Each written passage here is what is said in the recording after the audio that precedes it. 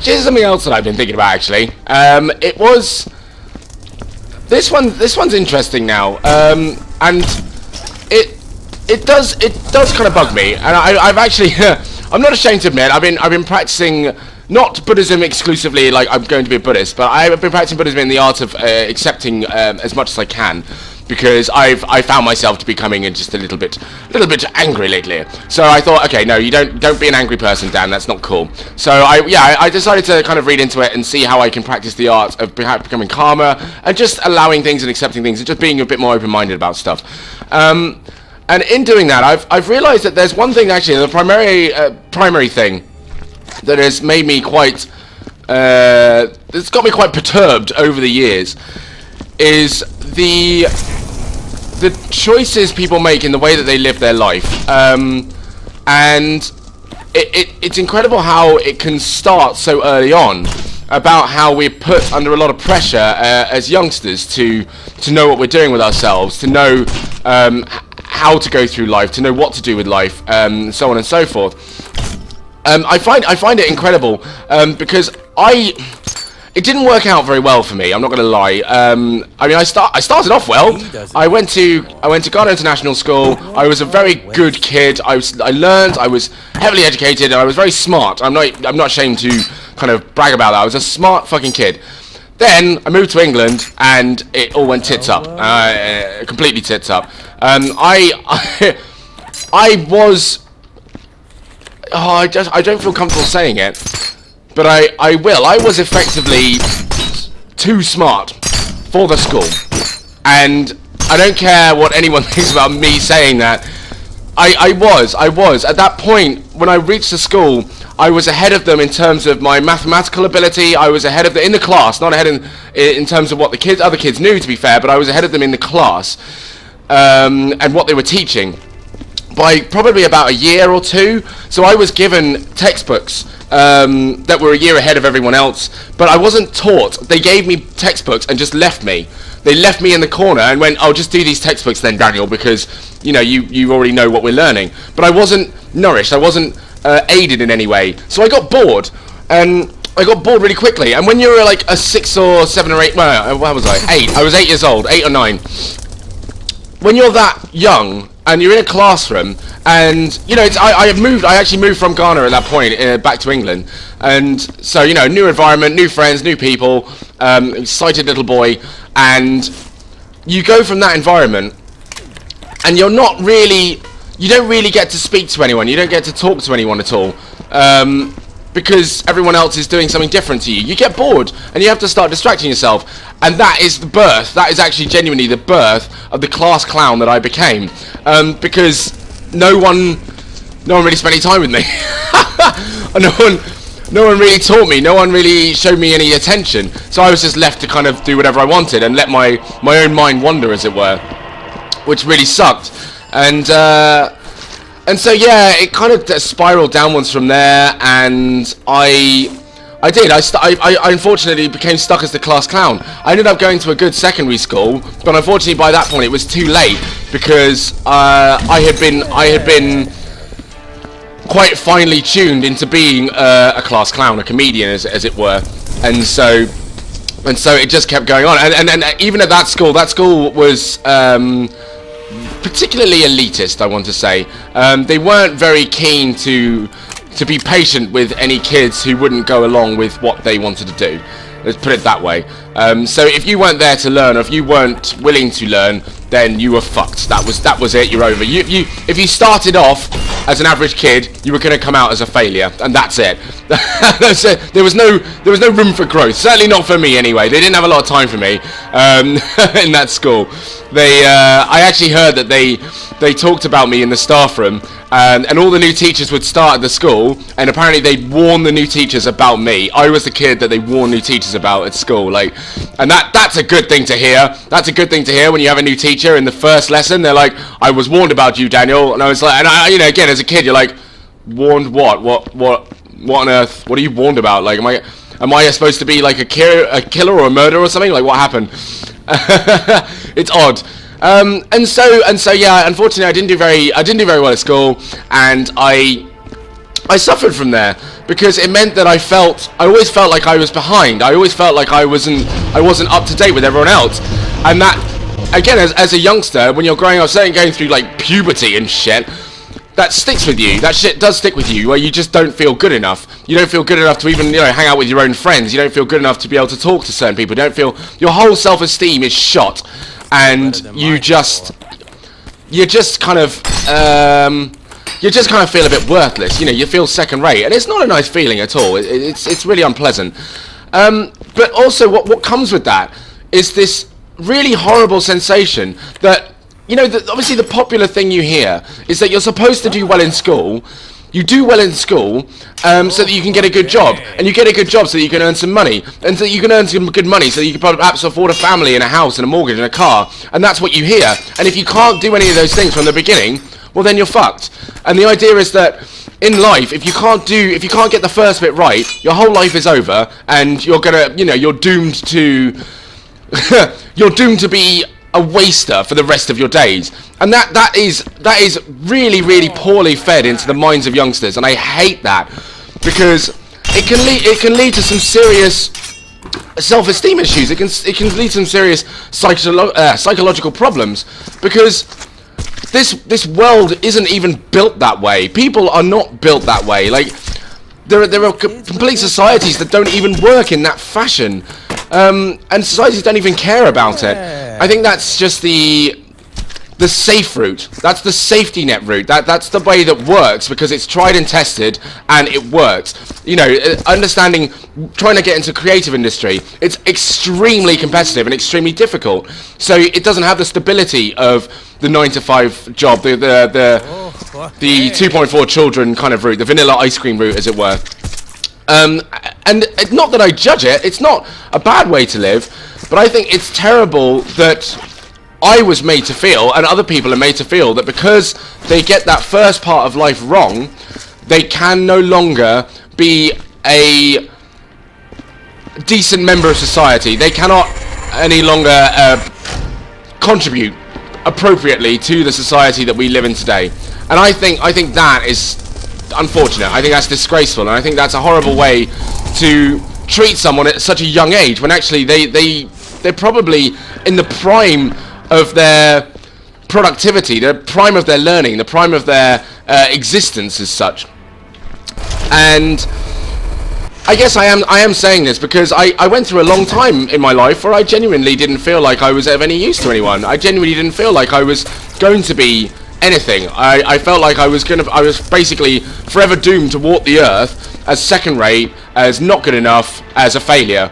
And that's, I'm not even gonna beat around the bush. That is what my school left me to believe. That is where I was left off. I was left off to be in a situation where, because I'd failed, I was always going to fail. And they never let me feel anything different from that. I was always going to be second rate. And I can't thank them enough for that. That was great. Thank you guys. But it upsets me because I know that I've come out of it fine. I've come out of it well, and I'm able to exist because I've seen that it's not the be-all and end-all of life, and I can still be happy. But it worries me because there are people out there who are probably going through this right now who don't realise that there are other choices, there are other options. Just because you might not have done well at school doesn't mean life is over. Yeah, of course you should do well at school. Yeah, of course you should learn. Of course getting good grades is important, but not for the reasons that people tell you. Getting good grades is important because there's a social aspect to it, to be honest. And if you fail in school, if you don't do very well at school, believe me, there will be ways in which it will come back at you that you didn't see before, and it hurts. It fucking hurts. And it's got nothing even to do with work. It's got nothing to do with getting a job. It's social things. It is purely social matters, and it's annoying. It's really, really annoying. But I still don't like this idea of the safety net. Sorry, I don't like this idea of how we put that forward. I think certainly in today's age, we should be promoting more ways of life more openly. We should be really showing every child exactly what the options are to them, and they're infinite. Effectively, we should be showing them that there's this option and that option. They could do this, they could do that. They could be whatever they wanted, effectively, because that is the reality of it. And I realised this a little too late. But, you know, I still believe it. I still believe that even at this age that I'm at, and even at this stage of life that I'm at, there's still plenty of options. There's still plenty of ways for me to go. I'm just aware that as time goes on, you know, things are wearing thin. And my options are coming less and less. Which is fine, you know, I'll work with that. I'm an adult, I can deal with that. But I don't think it's fair on some other kids who I've no doubt in my mind are really suffering right now because they just don't feel like there's much left going for them.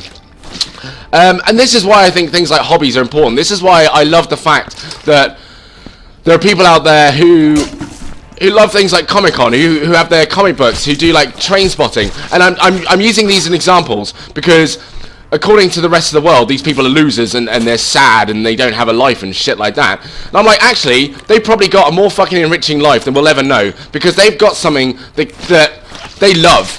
They've got something that inspires them or keeps their mind engaged. They've got something that they can get involved in, they can read up on, that they can research, they can build in, they can produce in. They've got a hobby, something that's understated massively in this world of rat racing and rushing to get the millions and trying to live to the full and so on and so forth. Having a hobby is just one of the most humbling and mentally nourishing things I think you can have.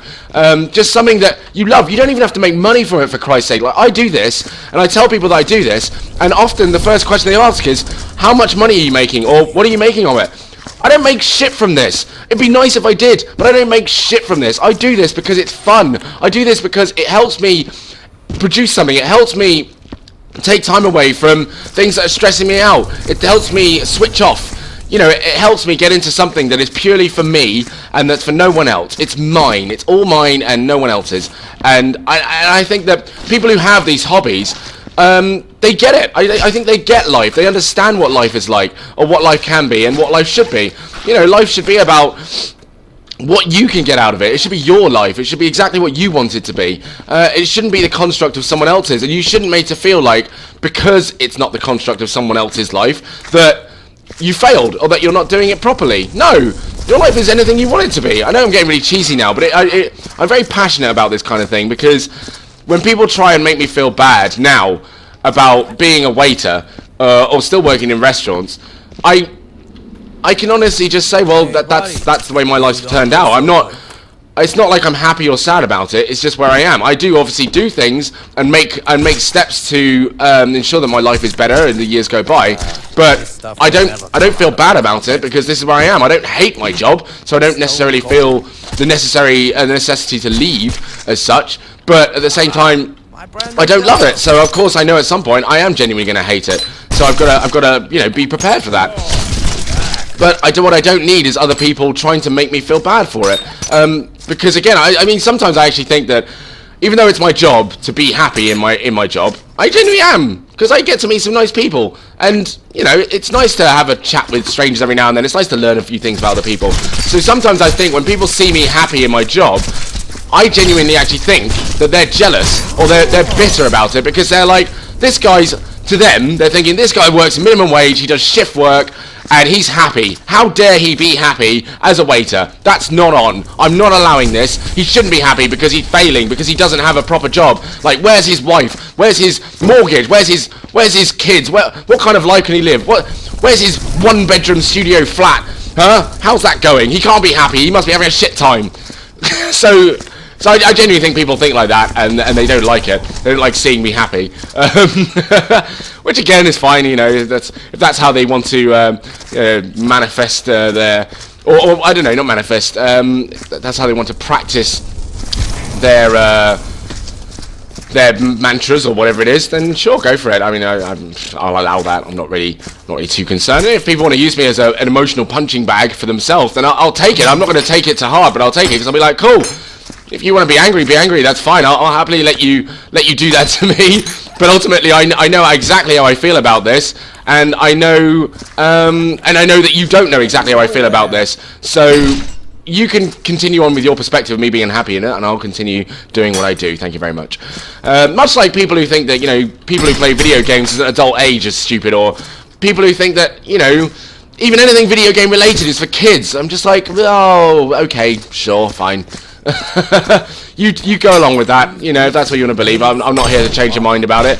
I'm sure you might change your mind at some point, but I'm not going to be that person to try and do it. So no. The only way that people should be telling people to live their lives is with absolute freedom. It does take obviously a bit of knowing yourself, and sometimes it can be quite scary because, you know, it does lack the security that comes with certain ways of living your life. But that's the reality of it. I mean, even the safety net way of living your life isn't really that safe, because, you know, your job isn't completely secure. Nothing is 100% secure. Just because you've got married after being together for 6 years doesn't mean you're going to be together for the rest of your lives. You know, just because you're getting a promotion at work doesn't mean the company couldn't suddenly liquidate and you could be out of the job. Nothing's completely secure. And so in that regard, I'm just like, well, yeah. I just don't think it's cool that we try and tell other people how to live their lives. I really don't. Unless, of course, they require guidance in terms of they explicitly ask, or they're looking, or they need the help. Sure. But if you just go around just blanketly telling people, that's just dickish. No, okay, so it's not dickish. I just think it's unacceptable. I'll try and be diplomatic about this. I think that the only way people should, like I said, the only way that people should tell other people to live their life is their own way, and that should be it. Unless, of course, they require the advice, and that is that. So yeah. Oh yeah, just want to fight to shine.